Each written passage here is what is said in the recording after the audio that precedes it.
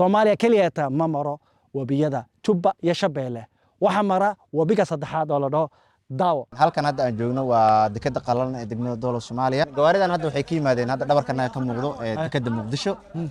Waxay halkan u yimaadeen in badeecada saaran loo soo gudbiyo ilaa Ethiopia. Jubbaland waxa macnaheeda xagar ka bilaabata doolo ay ka bilaabata waxay ku dhamaataa goob weyn sida u jeedid waa fuustooyinkan isku kabay iyo geedahan waa dareemi kartaa dhibaatada iyo khatarta lagala kulmi karo maadaama webi la dul maraayo geedo idinka basasha geeyo ama beerihan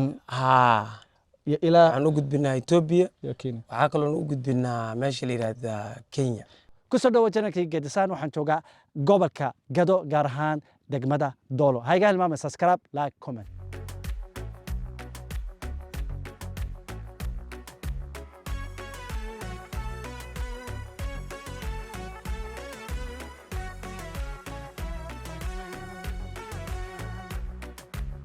ناصر كسر دو جنك جدي سهل ودوا جدي كسر دو قبل كجدو اوكي وهاك حاجه محاويان لبدن وبي جدي وما سنتهاي هل كان حالي راه اسكو دراه طبعا لو ويو اسكو ماداي مid kalena waa ka dhalmaayo waa ka dhashay waxa la yiraahdaa Jubbo waa wiiga weyn oo sii maro magaalada noo dhow Luuqa Baardheer oo sii mara Bordeaux oo sii mara halkaas jilibiisa ko wuxuu kaga daraa goob weyn oo kaga daraa marka waa wiiga saddexdan gobol maro meeshaan ka bilowdaa saddexda gobol maxay tahay ani qof kana ogeyn saddexda gobol waa inta ay Jubbaland ka kooban tahay gobolka Gado oo gobolkaana wiigu ka bilowdo oo aan joogno Jubbada hoose iyo Jubbada dhexe waa hagaag dabcan waa meesha nakbada kaga dar ilaa goob weyn wabiga maxaa la dhahaa iyo wabigan hadda labadan wabi wabigan aan hadda taaganahay geeskaana dabcan waa Jubba ka bilowdo kan inta naga imaado ee midigtanada ah waa Daawo way wabigan Daawo Soomaaliya mara kan guduudka midkan cadaanka ahna ganaala la yiraahdaa wax naga yimaada deegaanka Soomaalida waa dadka tusin isku daraha xagan wayaan meesha labada wabi isku dara labada hadda waa laba midab maxay tahay labada midab guduud weeye dadka xagaasna waxa weeyaan cadaan waa abuurti Ilaahay biyihiis labadan wabi waa isgarab socdaan marka hadda way isku darsamayaan inta markii la joogo isku daraha la yiraahdo webiga Jubba ka bilowdo waa garta marka waa isku darsamayaan laakiin midabkooda uu isgarab socdaa ilaa 5 kiiloomitir oo magaaladan Doolow Gada oo webigu u dhaxmar Jubbo ilaa 5 kiiloomitir waa isgarab socdaan abaarkaas markay isgarab socdaan iyo isku daraan midabadooda waa guduud iyo cadaan midkan Daawo iyo guduud ah midkan ganaalo oo Ethiopia ka imaado oo deegaanka Soomaalida soo dhaxmaro asagana waa cadaan midabkiisa waa biyo nadiif ah waa Jubbaland waxa macnaheeda xagar ka bilaabata doolo ay ka bilaabata waxay ku dhamaataa goob weyn xagar ku dhamaataa macnaheedu waa gada ka bilaabata Jubba wabigi iyo dhulkii way saas magaca Jubbaland saas ku yimid wabiga meeshaan ka bilowdaa wuxuu ku dhamaadaa goob weyn ku dhamaadaa wabigan ay Soomaalida ogeyn oo hadda la dhaho Daawo waa wabiga saddexaad ee mara Soomaaliya Soomaha wabigan Daawo waa wabiga saddexaad oo Soomaaliya maro dabcan waxa mara dadka sidoo ogay Shabeelle marta iyo Jubba laba wabi kana kii saddexaad marka Daawo la dhaho wabigan weyn ee Jubba waa wabiga ugu weyn Soomaaliya ugu baaxad weyn oo ugu nabiyaha badan Jubba naftigiisa Daawo ka dhasho iyo midkan kale ganaal ay ka dhashaan laakiin Daawo dastuurkana kuma jiro Soomaalida inta badan ma ogo waana sababta dastuurkana ugu jirin 40 kiiloomitir oo Soomaaliya soo maraayo gobolka Gada laba wabi ay leedahiin Jubba iyo Shabeelle Daawo 40 kiiloomitir Soomaaliya dhaxmara intuu ka soo galaa 40 kiiloomitir wuxuu ka soo galaa laba degmo oo gobolka Gado waa weyn oo mara dabcan waa balad xaawo oo gobolka ah Gada ah Jubbaland iyo Doolow oo gobolka Gado Jubbaland uu ku dhamaado 40 kiiloomitir wuxuu naga soo galaa halka ay saddexda wadan ku kulmaan Kenya Soomaaliya iyo Ethiopia xaga soo gala halkaas uu naga soo galaa balaxa duleedkeedu ka soo bilaabnaayo magaalada Doolowna ku dhamaada 40 kiiloomitir way marka okay ma sha Allah dadka doonaya tusna sida weynida u egtahay bal arka u dheer yahay hada Shabeellaha dadka hadii يعني Shabeellaha balarka male ama kaani balcad waan tagay afgooy waan tagay uu ka yar yahay يعني بلع waan ka biyo badan Shabeelle waano ka biyo badan ma jirta xiliyo dhamaado biyaha wax yar oo ma yaraado hadda xiligi oo webiga uu yaraado gurista waa la joogaa waqti saasa guris ku yahay hadda guraya ma saasa guris ku yahay weynida wanaaga markuu hadda marka kala ilaa xagan u maraya sama waa joog ilaa geeskaas u joogaa ilaa geeskaas u joogaa waa gartay يعني وبلعيسنا وين هاي شبل وان كبلع وين wax soo saarkiisana waa badan yahay oo 40 kilomitir oo wabi deegaan daawa la yiraahdaa deegaanku maro dabcan balad xaw naga soo gala ilaa intaas dadka beeraleyda waa ka faa'iideystaan wax soo saarkiisana waa fiican yahay deegaanka Soomaalida oo gobolkan Liibaan ah uu nala soo maro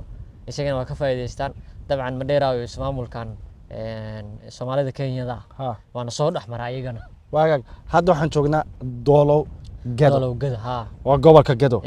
حاجة وضولا كله هذا وقبل كي كان نقدم به ضد كاركان. جدي وما سنت هاي طبعا ماشي وحي كل مساس سدح قبل. سدح قبل يو سدح مقالة سدح مقالة اسكو مقعة يسدح قبل. وميل عجيبة طبعا دولك الصومالي دولك ما أعرف ماشانو كلا ميل سدح وي اسكو مادان سدح قبل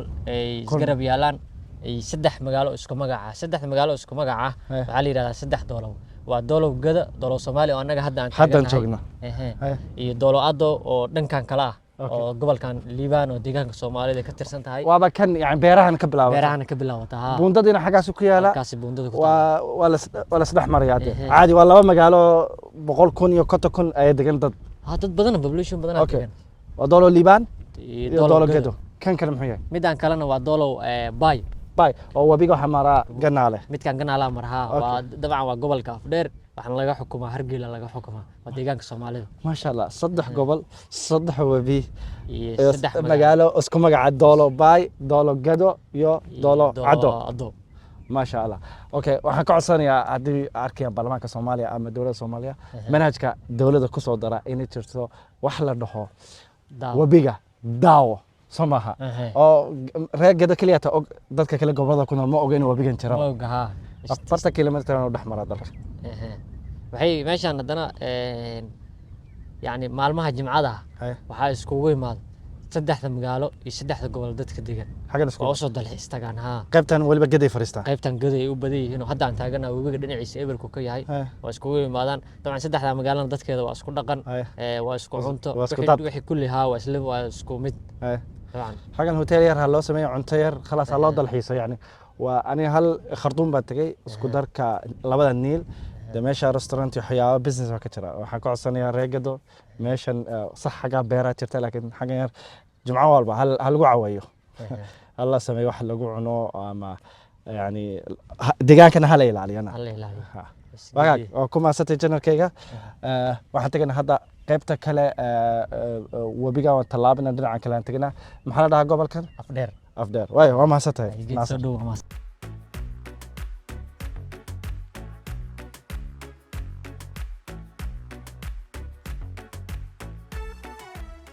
halkan maxaa waaye halkan aan taaganahay waa marin kale oo gobolka Gada ah waxa la yiraahdaa Kabaaso halkan hadda aan taaganahay waa degmada Doolo Soomaaliya gobolka Gado dhinaca kalena waxa weeye gobolka Afdheer oo cadbeenaadka Itoobiya okay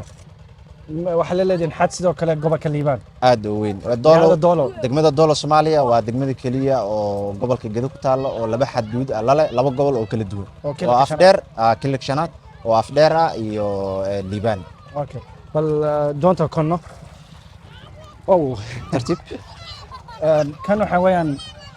marinkan oo markii ugu horeeyay oo gobolka Soomaaliya kan waa marinka loo isticmaalo ama waxa oo ku kala gooshaan labada gobol Afdheer iyo Gado run ahaantii waa ujeedaa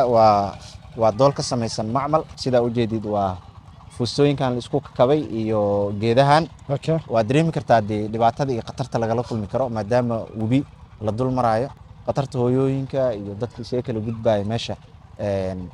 ay wajihi karaan gobolka magaciisa Afdheer iyo magaalada Doolo male buundo ama bridge u dhaxeeya male kan le waayo waa kan kaliya waxa ka codsanaa gobolka hadin arkayaan iyo gobolka Gadoba inay u sameeyaan oo ogay Doolo inay leedahay gobolka Liibaan leeyahay buundo laakiin magaalada maadaama laba gobol ay xad la leedahay oo dadka inta aadiyaan beeraha xagan ku yaala oo u baahan yihiin وهاك meeqal dadka ku raacaan taqriiban asleedahay taqriiban lacagta hadda anaga aan isticmaalno waa Ethiopian bir waaye halkii qof taqriiban waxa la qaadaa 20 bir ama 30 bir meelahaas dollar ahaan waa 0.3 ay ku soo baxaan ku yimaadaan haad weyn ha وهاك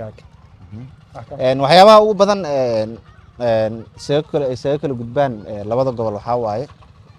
maadaama dhul beereed uu leeyahay webigana uu ku teedsan yahay khudaarta in halkan laga keeno caanaha qayb ka mid ah caanaha xoolaha sida geela ariga lo'da oo kale waxyaabahaas oo kale ayagana waxyaabaha ugu badan ay naga soo qaataan waxaa ka mid ah waxyaabaha quutul daruuriga sida cunnada bariiska sokorta oo kale waxyaabahaas sababtu hadda webiga labada midab leh maxaa waaya labada midab horta webiga hadda aan dul socono waa webiga Jubba labada midab waxa sababana waxay tahay meel wax yar noo jirto ayaa wuxuu uga soo daraa webiga Daawo oo 40 kiiloomitir Soomaaliya ka maro marka webiga Daawo waxa waaye dhulku uu soo maro iyo beeyadu soo maro waxay tahay dhoobay guduud ah webigan Ganaalo oo uu ka asagana uu ku soo daraayo Jubba wuxuu ka yimaadaa carro cad marka labadu waxay ku kala duwan yihiin goobaha ay ka kala imaanayaan sidaas daraadeed marka biyaha midna waa cad yihiin midna waa guduud mid ama guduud ama asaasi ugu qaran dadka midna waa cad yihiin laakiin marka hoos la tago ayaa hal kala noqonaa isku milmaayaan markaas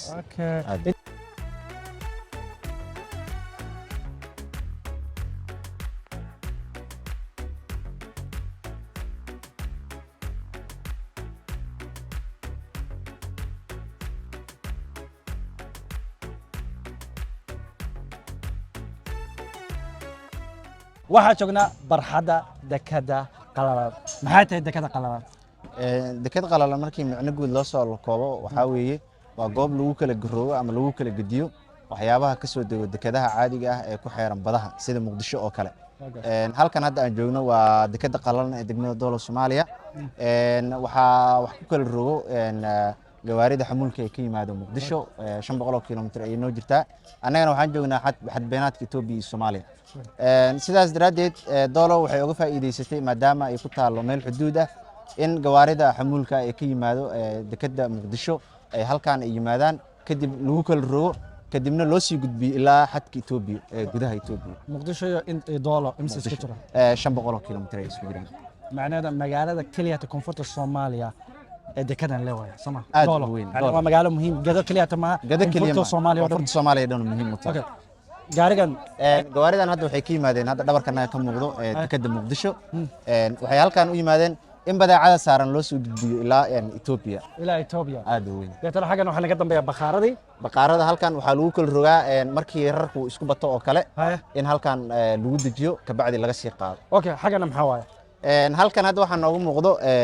gawaaridan hadda waxay ka yimaadeen dhanka Itoobiya badeecada saaran waxa loo sii wadaa dhanka Soomaaliya waxa hadda ugu badan ee naga soo galo dhinaca Itoobiya waxa weeye baradhada waxa ugu badan baradhada waxyaabaha kale waan ka simanahay sida bagaashka quutul daruuriga oo kale waa ka simanahay laakiin hadda waxa ugu weyn ee dhanka Itoobiya naga soo galo waa baradhada maadaama aysan dalkanaga aysan ka bixin baradhadana toos xamar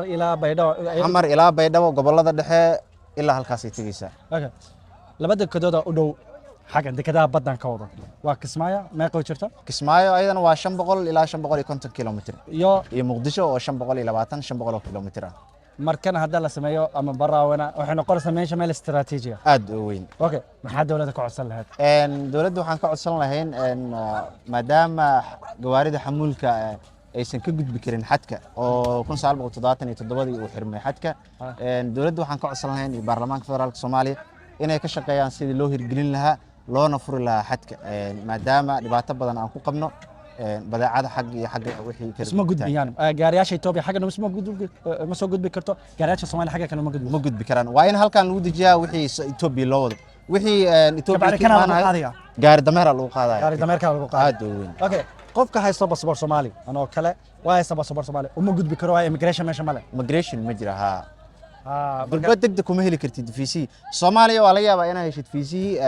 immigration Soomaaliya wuu joogaa laakiin kan Itoobiya kale waxay kugu qaadanaysaa waqti inaad heshid si aad dalka xagga laakiin kuma gudbi kartaa hadda macal haysatid aad u weyn waana Muqdisho tagtaa Muqdisho halkaas ka dhoftid Addis Ababa ana jirta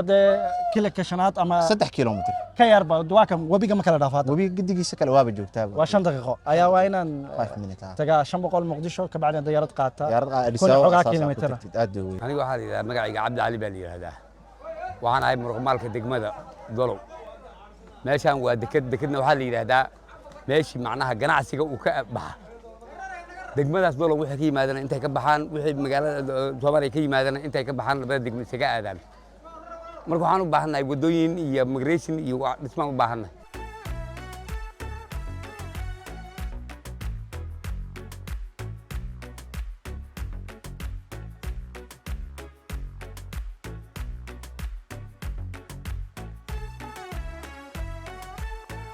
magacaygu waa maxamed isaaq biriq waxaan ka mid ahay beeroleyda reer doolow beertan waxaa la yidhahdaa warwa magacaasay caan ku tahay haddana webiga waxaa saaranahay waxaa waaya webi daawo saa og tahay geedii inta badan soomaalidu waxay aaminsan tahay in ay jiraan 2 webi laakiin sax ma ahan xaqiiqda saxda waxaa waaye inay jiraan 3 webi daawo jubba iyo shabeelle wax badan ayna ku kala gedisan yihiin daawo iyo jubba daawo waa webi xilliyada qaar guro muxuu ahaa bisha koowaad oo yaraana bisha labaad oo kala dharay siiso inuu gala macquul ah maya ma tahayba inta badan meeqa kiilo 40 kiilo weeyaan soo ma dalka dhex mara intuu mara fatahaada nagu dhacay sanadkan fatahaada khayraadsan baa nagu dhacay oo saameyntooda leh saa arkaysa dalagii solar systemyada beeraha saarnaa solarka waa kana dalagii maxaa ku dhacay marka dalagii flatiskaa saameeyey wixii ilaahay noo keeno khayrka qabaa ku dhacay muxuu ahaa dhammaan dee dalag warkiisaba ma jirin dadkaa khatar gala marka solarka waa ujeedaa meesha biyaha u qabteen xagan maxaa waaye markan biyaha xagan u gaaray miya ilaa halkaanay gaarin ilaa bartan u gaaray ilaa halkaasay gaarin okay muddo imse cisho intan ahaa xagan 3 isbuuc 3 isbuuc biyaha intan isbuuc halkaanay ku jireen okay marka baytiri miya xagan baytiri waxaa waaye waxaa la dhahaa infectorka marka muxuu sameeyaa infectorka waa panel controlka dabka solar soo daaya dabka markuu halkan ku soo dhaca dabka waxaa gudbinaya xaragan wuxuu ku qabanayaa diinima gudaha ku jirta diinimadaas biyahay soo bamgarayni den biyaha saasaa u isticmaalayna saa arkaysa baybka cadkaa loo isticmaalaya marka beertu waraabinaya hadda maxaa beerta waraabiya waxaan isticmaalnaa biyihii flatiskum baa la isticmaalaa weli wax hadda la diyaariyay ma laha qiimihiisa imsa anaa iska ogaanay wallaahi qiimihiisa ma yara almost 10,000 ilaa 5,000 u dhexeeya dowladda Soomaaliya muuqaalka maybe na arkaysa ma dadka reer qurbaha ku nool maxaa khasaarteen waayo magaalada caan wuxuu ku taama beerta caan basasha dhoofisaan basasha la soo saara dalaga soo saarnay biyaha soo galeen kaliya beertan ma ahan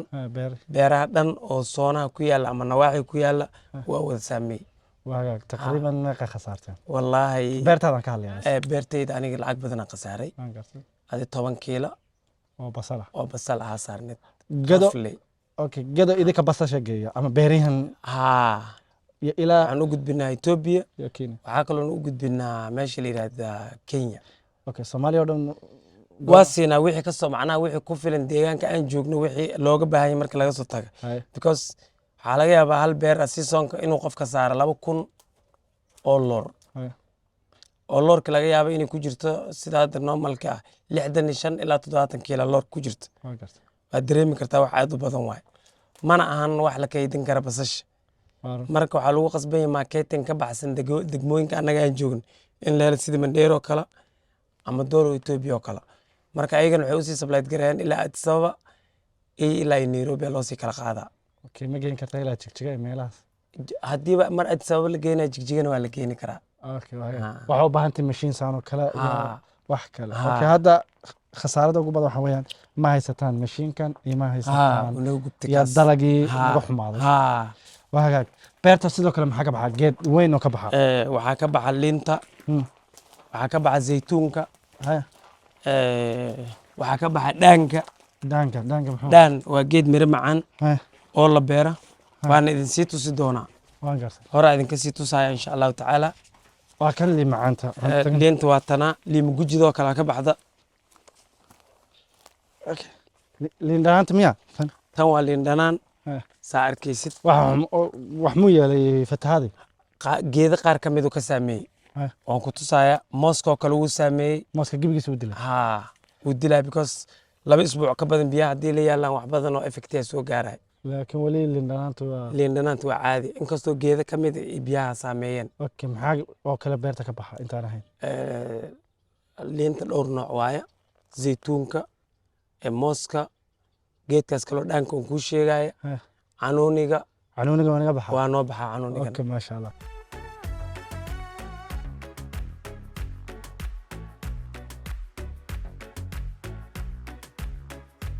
waxaa la joogaa xaaji maxamuud oo mid ka mid ah odayaasha magaalada doolow xaaji maxamuud kusoo dhawo janaka gedisahan bal wax yar noo sheeg taaladan naga dambeysay iyo taariikhda magaalada doolow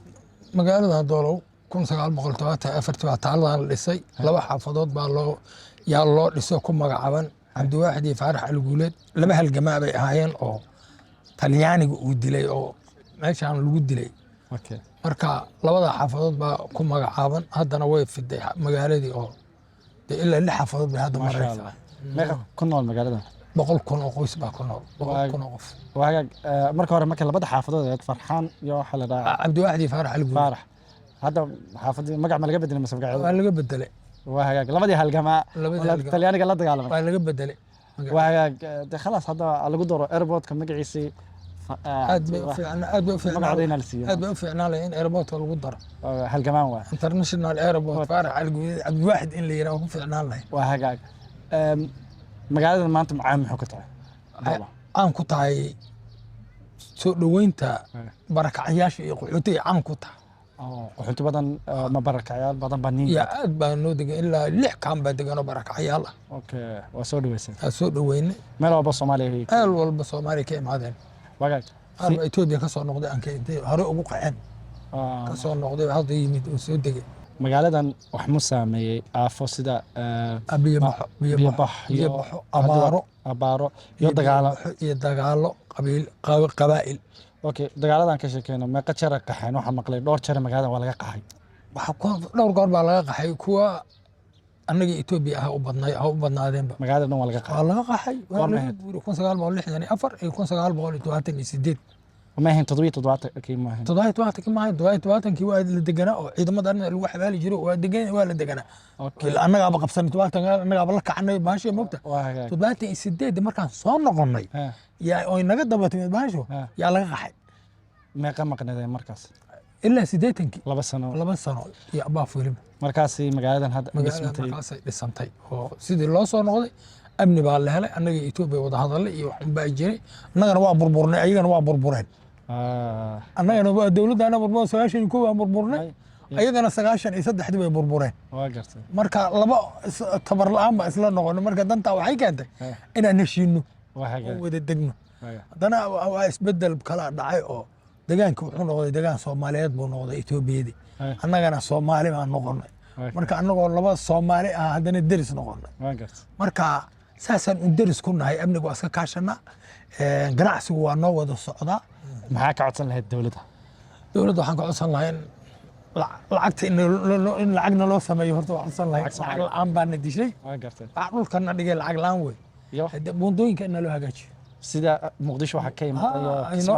Kismaayo muqdisho hadda luuq baashi baar dheer waa go'an tahay buurdhuuba waa go'an tahay luuqdan hadda ugu horeyso buundooyinku dhan waa go'an yihiin luuqna waa 50-50 buundooyinka in loo hagaajiyo wax walba iska hagaagi lahayn waqti buundooyinka in loo hagaajiyo codsanayna xagga beeraha waxaa ku dhacay biyo baxa ku dhacday hal xabo saracay hal xabo geed oo noo haray ma laha in nagala caawiyo wixii matoor ma jiro shidaal ma jiro abuur ma jiro shidaal ma jirto magaalada ma jiro shidaal hadduu shidaal jiro macnaheed korontada magaalada hadda ka yartay waa hadda la damini 5 saac waa la damin bilaa koronto biri 4 saac imaan waxa sababay wadada xiran okay taas toos dawladda Soomaaliya iyo waxa mas'uulka ah Jubbaland ba hadda arkaysan problemka beeraha wadooyinka iyo maxay kale beeraha in gacan xoog la nagula sii beeraha waa ba'an waaya xaaji maxamuud ma sata waraysiga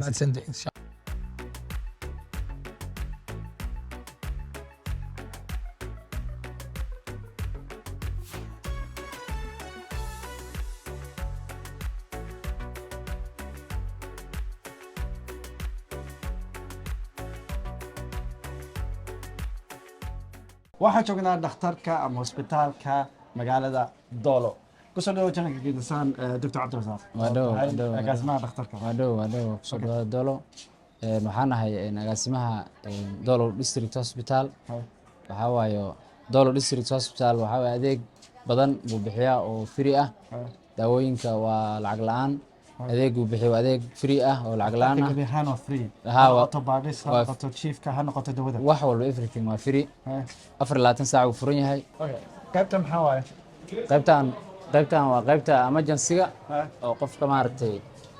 qaybta xaalad degdeg ah waa qaybta waiting-ka bukaanada ay fadhistaan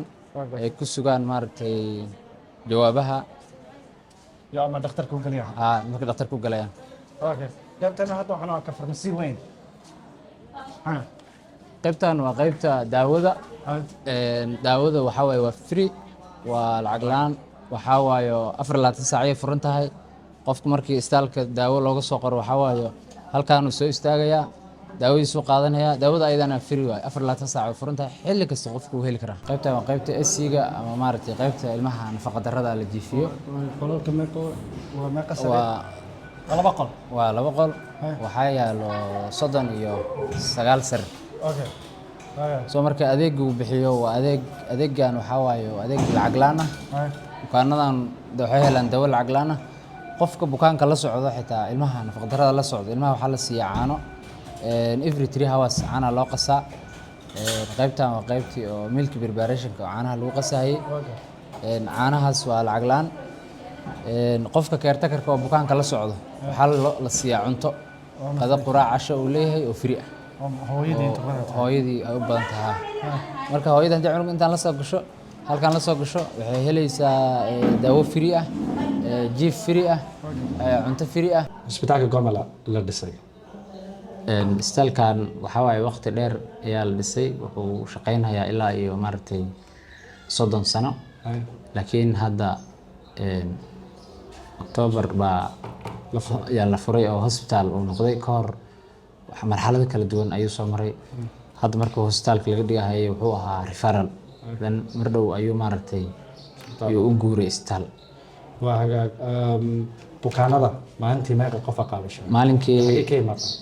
isbitaalkan waxaa imaado bukaano ka kala imaado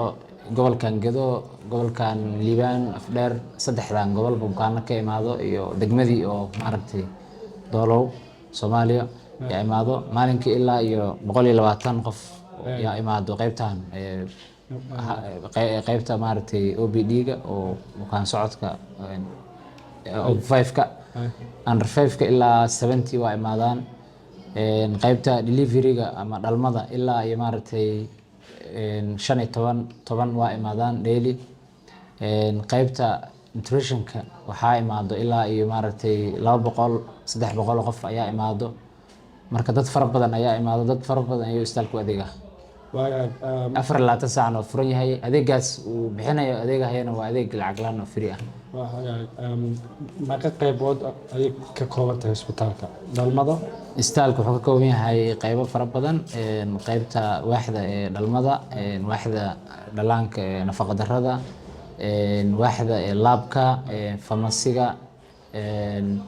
emergency-ga ABD-ga bukaan jiifka qaybo fara badan ayuu ka kooban yahay qalitaanada oo lagu gala qalitaan waa la sameeyaa hooyadu markay imaado delivery-ga hooyada haddii ay dhali weydo waxaa waaye CS ayaa loo sameeyaa adeegaasna waa adeeg lacag la'aan 24 saac waa furan yahay waa mar walba lagu sameeyaa qalitaankaas maxaa ka codsanaysaa Soomaalida ku daawanaysa muuqaalka meel walba ayaa laga daawanaya maxaa ka codsanaysaa hospitaalka muxuu u baahan yahay Soomaalida daawanayso waxaan ka codsanaynaa wax walba oo maaragtay nagu caawin karaan adeegaas caafimaad haddii sare nagula sii qaadi karo wixii naga dhiman wax waa haysanaa laakiin wixii naga dhiman haddii nagula sii caawin karo waa codsanaynaa insha Allah tacaala iyo sidoo kale dhakhaatiir iyo sidoo kale waxyaalaha macnaha naga dhiman dhakhaatiir hadda waa haysanaa alxamdulillah laakiin mar kaste dhakhaatiirta in loo sii badiyo waa u baahanahay sida baahida dadka ay u badan tahay iyo dhakhaatiirtana baahideeda u badan tahay okay agaasimo aad u mahadsan sug waxaan doonayaa inaan information muhiim nii sheego